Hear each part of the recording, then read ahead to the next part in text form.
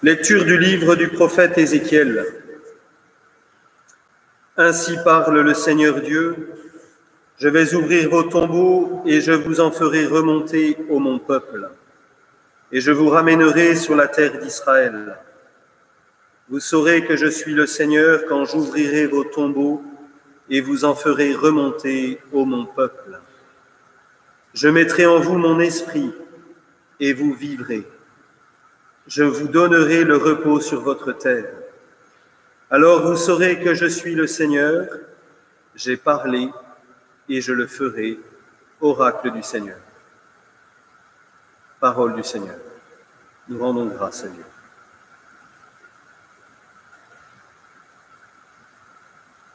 Des profondeurs, je crie vers toi, Seigneur. Seigneur, écoute mon appel. Que ton oreille se fasse attentive au cri de ma prière. Si tu retiens les fautes, Seigneur, Seigneur, qui subsistera? Mais près de toi se trouve le pardon pour que l'homme te craigne. J'espère le Seigneur de toute mon âme, je l'espère et j'attends sa parole.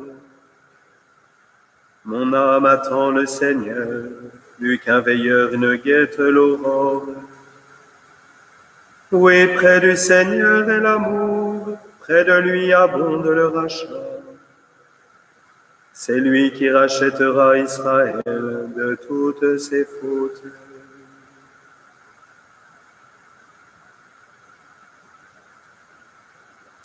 Lecture de la lettre de saint Paul apôtre aux Romains. Frères, ceux qui sont sous l'emprise de la chair ne peuvent pas plaire à Dieu. Or vous n'êtes pas sous l'emprise de la chair, mais sous celle de l'Esprit, puisque l'Esprit de Dieu habite en vous. Celui qui n'a pas l'Esprit du Christ ne lui appartient pas. Mais si le Christ est en vous, le corps, il est vrai, reste marqué par la mort à cause du péché, mais l'Esprit vous fait vivre, puisque vous êtes devenus des justes. Et si l'Esprit de celui qui a ressuscité Jésus d'entre les morts habite en vous, celui qui a ressuscité Jésus, le Christ d'entre les morts, donnera aussi la vie à vos corps mortels par son Esprit qui habite en vous. Parole du Seigneur. Nous rendons grâce à Dieu.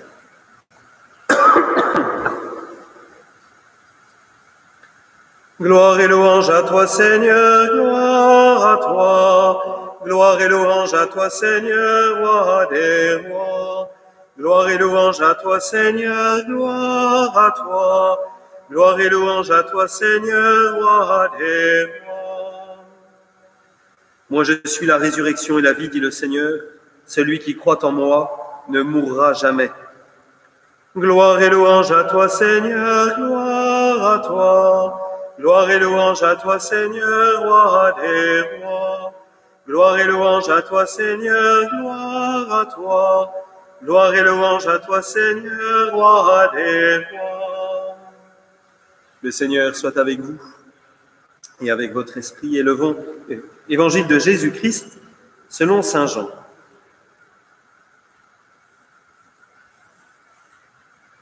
En ce temps-là, il y avait quelqu'un de malade, Lazare de Béthanie, le village de Marie et de Marthe, sa sœur. Or Marie était celle qui répandit du parfum sur le Seigneur et lui essuya les pieds avec ses cheveux. C'était son frère Lazare qui était malade. Donc, les deux sœurs envoyèrent dire à Jésus, « Seigneur, celui que tu aimes est malade. » En apprenant cela, Jésus dit, « Cette maladie ne conduit pas à la mort. Elle est pour la gloire de Dieu, afin que par elle, le Fils de Dieu soit glorifié. » Jésus aimait Marthe et sa sœur, ainsi que Lazare. Quand il apprit que celui-ci était malade, il demeura 2 jours encore à l'endroit où il se trouvait. Puis, après cela, il dit aux disciples, Revenons en Judée. Les disciples lui dirent, « Rabbi, tout récemment les Juifs là-bas cherchaient à te lapider et tu y retournes ?» Jésus répondit, « N'y a-t-il pas 12 heures dans une journée ? Celui qui marche pendant le jour ne trébuche pas parce qu'il voit la lumière de ce monde, mais celui qui marche pendant la nuit trébuche parce que la lumière n'est pas en lui. » Après ces paroles, il ajouta, « Lazare, notre ami, s'est endormi, mais je vais aller le tirer de ce sommeil. » Les disciples lui dirent alors, « Seigneur, s'il s'est endormi, il sera sauvé. » Jésus avait parlé de la mort. Eux pensaient qu'il parlait du repos pour que vous croyiez. Disciples, allons-y, nous aussi, pour mourir avec lui. À son arrivée, Jésus trouva Lazare au tombeau depuis 4 jours déjà. Comme Béthanie était tout près de Jérusalem, à une distance de 15 stades, c'est-à-dire une demi-heure de marche environ, beaucoup de Juifs étaient venus réconforter Marthe et Marie au sujet de leur frère. Lorsque Marthe apprit l'arrivée de Jésus, elle partit à sa rencontre, tandis que Marie restait assise à la maison. Marthe dit à Jésus, « Seigneur, si tu avais été ici, mon frère ne serait pas mort. Mais maintenant encore, je le sais, tout ce que tu demanderas à Dieu, Dieu te l'accordera. » Jésus lui dit, « Ton frère ressuscitera. » Marthe reprit, « Je sais qu'il ressuscitera à la résurrection au dernier jour. » Jésus lui dit, « Moi je suis la résurrection et la vie. Celui qui croit en moi, même s'il meurt, vivra. Quiconque vit et croit en moi ne mourra jamais. Crois-tu cela ?» Elle répondit, « Oui Seigneur, je le crois, tu es le Christ, le Fils de Dieu, tu es celui qui vient dans le monde. » Ayant dit cela, elle partit appeler sa sœur Marie et lui dit tout bas, « Le Maître est là, il t'appelle. » Marie, dès qu'elle l'entendit, se leva rapidement et alla rejoindre Jésus. Il n'était pas encore entré dans le village, mais il se trouvait toujours à l'endroit où Marthe l'avait rencontré. Les Juifs qui étaient à la maison avec Marie et la réconfortaient, la voyant se lever et sortir si vite, la suivirent. Ils pensaient qu'elle allait au tombeau pour y pleurer. Marie arriva à l'endroit où se trouvait Jésus. Dès qu'elle le vit, elle se jeta à ses pieds et lui dit, « Seigneur, si tu avais été ici, mon frère ne serait pas mort. » Quand il vit qu'elle pleurait, et que les Juifs venus avec elle pleuraient aussi, Jésus, en son esprit, fut saisi d'émotion. Il fut bouleversé, et il demanda, « Où l'avez-vous déposé ?» Ils lui répondirent, « Seigneur, viens et vois. » Alors Jésus se mit à pleurer. Les Juifs disaient, « Voyez comme il l'aimait. » Mais certains d'entre eux dirent, « Lui qui a ouvert les yeux de l'aveugle, ne pouvait-il pas empêcher Lazare de mourir ?» Jésus, repris par l'émotion, arriva au tombeau. C'était une grotte fermée par une pierre. Jésus dit, « Enlevez la pierre. » Marthe, la sœur du défunt, « Seigneur, il sent déjà. C'est le 4e jour. » Alors Jésus dit à Marthe, « Ne te l'ai-je pas dit? Si tu crois, tu verras la gloire de Dieu. » On enleva donc la pierre. Alors Jésus leva les yeux au ciel et dit, « Père, je te rends grâce, parce que tu m'as exaucé. Je le savais bien, moi, que tu m'exauces toujours.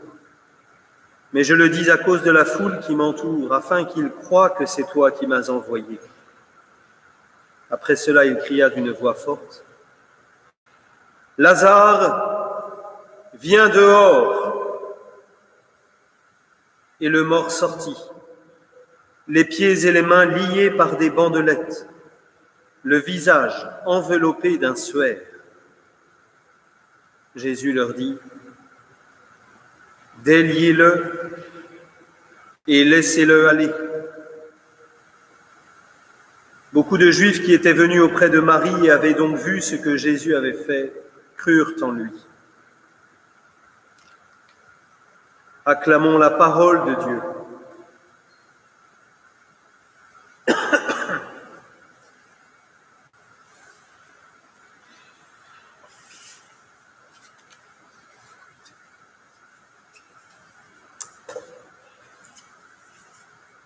Vous connaissez sans doute cette petite histoire drôle en 3 images de la BD Snoopy et Charlie Brown.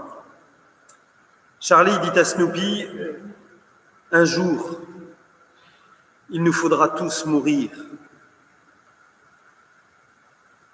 Silence de Snoopy. Puis dans la dernière case, réponse du chien philosophe, « Oui, mais tous les autres jours, il nous faudra vivre. » Cette réflexion légère et en même temps profonde me semble rejoindre le cœur de la liturgie de la parole d'aujourd'hui. Il y est en effet question de 2 seules questions liées l'une à l'autre, la mort et la vie. Ce qui est intéressant, c'est que ce soit dans cet ordre, la mort et la vie. Habituellement, on dit la vie, puis la mort, comme si celle-ci était la fin de l'histoire, de notre histoire. Mais les textes d'aujourd'hui, les 3, parlent, chacun dans leur style propre, de mort, puis de vie. Ézéchiel, tout d'abord, comparait l'exil du peuple juif, son malheur d'avoir perdu la guerre, son autonomie politique, sa terre, pour être déporté en Babylonie à la mort dans un tombeau. Ceux qui ont quitté leur pays forcé le savent bien, partir, c'est mourir. Même si c'est qu'un peu, c'est mourir. Et c'est là que le prophète Ézéchiel, en exil, va annoncer la vie à venir que Dieu redonnera à son peuple, comme s'il le faisait sortir de son tombeau, à l'encontre de toute espérance humainement prévisible. Oui, je vous l'assure, dit-il, le Seigneur vous fera revenir sur votre terre et revivre. Cette promesse de l'Ancien Testament constitue les premiers prémices de notre foi en la résurrection. Dans la deuxième lecture, saint Paul évoquait le choix que nous pouvons faire au quotidien. Vivre comme un mort, gouverné par nos désirs passagers, notre soif inaltérable de plaisirs futiles, notre quête de distractions superficielles. Et à ce moment-là, c'est notre âme qui est morte. Nous pouvons être vivants biologiquement, mais intérieurement, spirituellement, nous sommes morts. Ou alors accueillir la vie offerte du Christ, qui fait mourir le vieil homme pour le conduire sur un chemin de foi éprouvé, d'espérance renouvelée, de vie donnée au service des autres. Comme nous le montrent actuellement tellement de professions variées et d'acteurs de la solidarité. Vendredi soir, dans un temps de prière extraordinaire, le pape François y faisait allusion. Et il voyait dans tous ces hommes et toutes ces femmes qui se dévouent au service du prochain pour que la vie puisse continuer un minimum, pour que la vie soit soignée lorsqu'on est touché par la maladie. Il voyait donc dans ces hommes et ces femmes les signes de l'esprit qui fait vivre aujourd'hui à l'œuvre dans notre monde. Et le pape François, dans cette ambiance, dans cette place Saint-Pierre déserte, sous la pluie, dans une solitude marquante, alors que sa santé fragile et faible se manifestait dans ses pas, dans sa démarche difficile, dans le port de l'ostensoir de travers. Le pape François nous poser une question aussi, une question douloureuse, qui rejoint l'expérience de tellement d'entre nous. Quand nous sommes assaillis par une tempête dans la barque de nos vies, comme les disciples, persuadés qu'ils vont bientôt mourir, pourquoi Jésus reste-t-il endormi au fond du bateau? Dans l'évangile de ce jour, une autre question assez proche se pose. Pourquoi Jésus demeure-t-il 2 jours encore à l'endroit où il se trouvait, alors qu'on lui a annoncé l'état grave de son ami Lazare touché par la maladie? N'a-t-il pas la compassion dont font preuve tous ces Juifs, venus réconforter Marthe et Marie touchés par la mort de leur frère? Avant d'accueillir l'explication de Jésus lui-même, Lazare est mort, et je me réjouis de n'avoir pas été là à cause de vous, pour que vous croyiez. Avant d'accueillir cette explication de Jésus, il est important, en ce temps de carême qui nous rapproche de Pâques et de la vague de la mort qui s'approche de nous, de méditer et même plus, d'habiter cette distance non seulement physique, mais aussi temporelle que Jésus met vis-à-vis de ses amis dans l'épreuve. En patientant 2 jours sur place, en ne venant pas immédiatement visiter la maisonnée de Béthanie dans la peine, Jésus arrête le temps. Il ne se laisse pas entraîner par la course folle qui peut parfois environner la mort.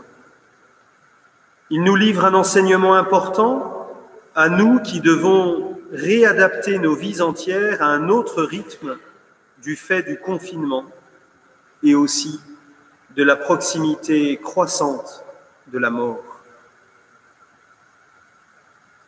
Nous étions guidés par la vitesse, l'immédiateté. Jésus nous montre qu'il faut demeurer, habiter pleinement le temps et l'espace. Il se manifeste ainsi comme un maître capable d'enseigner le vrai art de vivre comme être humain, comme fils de Dieu. Mais il y a aussi une dimension étonnante et très forte dans cet évangile. Jésus se manifeste à la fois comme un maître, mais d'une certaine façon aussi comme un disciple, comme un élève. En effet, en Jésus, Dieu semble apprendre la mort par notre fait. Quand Jésus demande où repose la dépouille de Lazare, les Juifs lui répondent « Viens et vois ». Pour un lecteur attentif de l'évangile de Saint Jean, cette phrase, elle est bouleversante. Elle le ramène au tout début de l'évangile, où Jésus s'adresse aux 2 premiers disciples qui l'ont suivi et qui l'ont interrogé sur l'endroit où il demeurait. À ces 2 premiers disciples, Jésus a répondu « Venez et voyez ». C'était une parole de maître à disciple. Ici, devant la mort de Lazare, qui figure la mort de tout être humain, c'est comme si c'était à l'homme, à moi, à nous, à vous, si c'était à l'être humain marqué dans son corps par la mort, comme l'écrit saint Paul, de montrer à Dieu ce qu'est la mort. Nous touchons ici un sommet de l'humilité divine. Celui qui est la vie, apprend, se fait enseigner la mort, et cela provoque en lui un bouleversement profond, un séisme intérieur. Alors Jésus se mit à pleurer.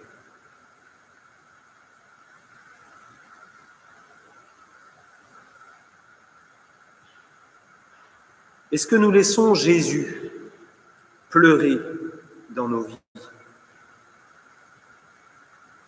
Est-ce que nous le contemplons pleurer lors de nos deuils, dans nos angoisses, devant la mort d'un ou la nôtre. Jésus pleure.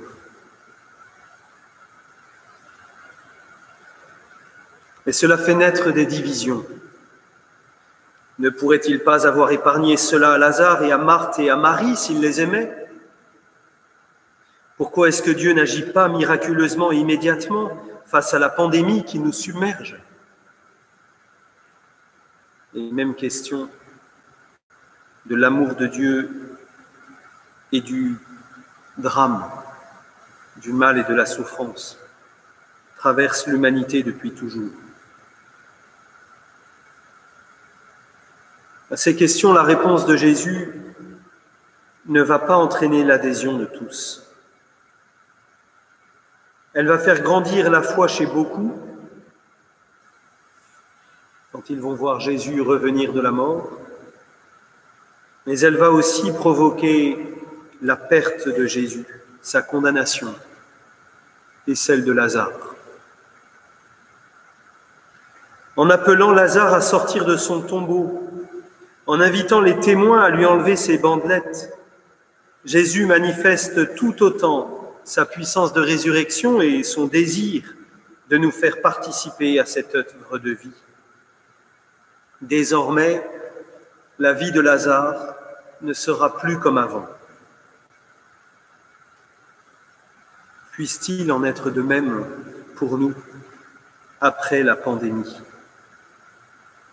Que la crise que nous traversons soit un révélateur de ce qui doit changer dans nos manières de vivre. Cette conversion, tous ne la vivront pas. Car celui qui ne veut pas croire, celui qui ne veut pas se convertir, celui qui ne veut pas changer, pourra être encore plus endurci après cette crise qui agira comme un révélateur. Attention. Attention à ce que ce ne soit pas moi, cet endurci de cœur et d'esprit. Amen.